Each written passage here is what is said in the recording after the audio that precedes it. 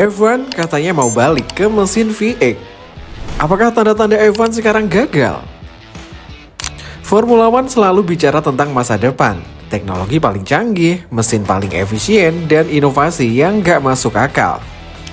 Tapi anehnya di saat semua bergerak maju, F1 justru mulai melirik ke masa lalu, mesin V8.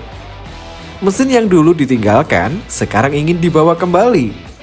Ini langkah maju atau justru tanda bahwa mereka salah arah? Kalau kita lihat F1 sekarang, semuanya terlihat sempurna. Mobil makin cepat, teknologi makin gila, dan mesin jauh lebih efisien dari sebelumnya. Tapi di balik itu semua, ada satu hal yang mulai hilang. Rasa. Dulu ketika mobil F1 lewat, yang pertama kita rasakan bukan cuma kecepatan, tapi suara yang bikin merinding. Sekarang masih cepat, tapi terasa lebih silent, lebih halus, lebih rapi. Dan buat sebagian orang, itu justru bikin F1 kehilangan jiwanya. Tapi masalahnya bukan cuma soal suara. Mesin F1 sekarang itu terlalu kompleks. Hybrid system, energi recovery, pengaturan energi, semuanya sangat canggih, tapi juga sangat rumit. Dan ketika sesuatu terlalu rumit, biasanya ada konsekuensinya. Biaya jadi mahal, tim kecil makin kesulitan bersaing, dan gap antar tim makin terasa. Belum lagi ada momen di mana mobil tiba-tiba kehilangan tenaga.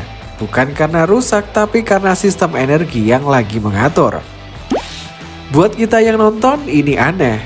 Mobil F1 yang seharusnya jadi puncak performa justru kadang terlihat seperti dibatasi.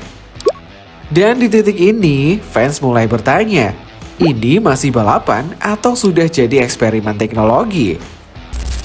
Dan di tengah semua itu muncul satu ide yang terdengar gila.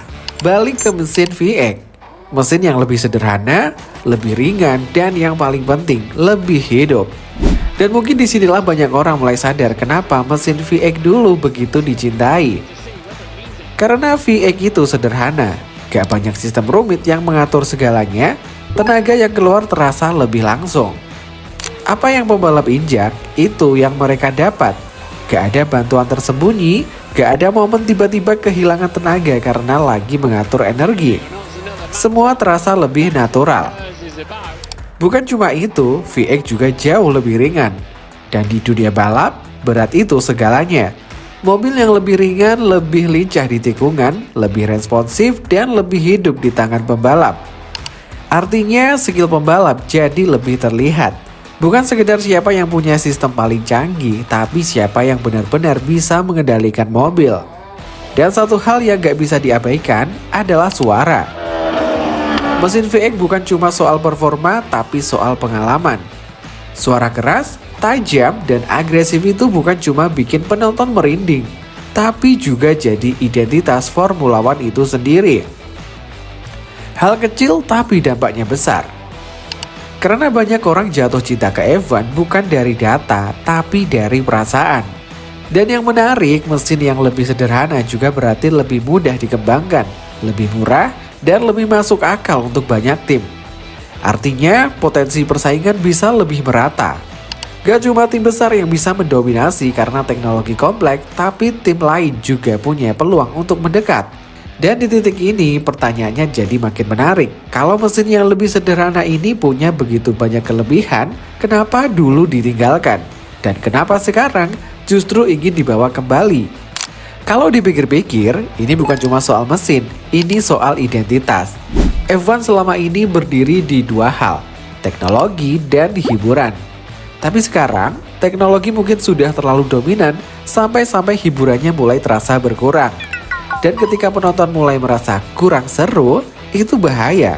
Karena pada akhirnya, F1 bukan cuma soal siapa yang paling cepat, tapi juga siapa yang paling menarik untuk ditonton.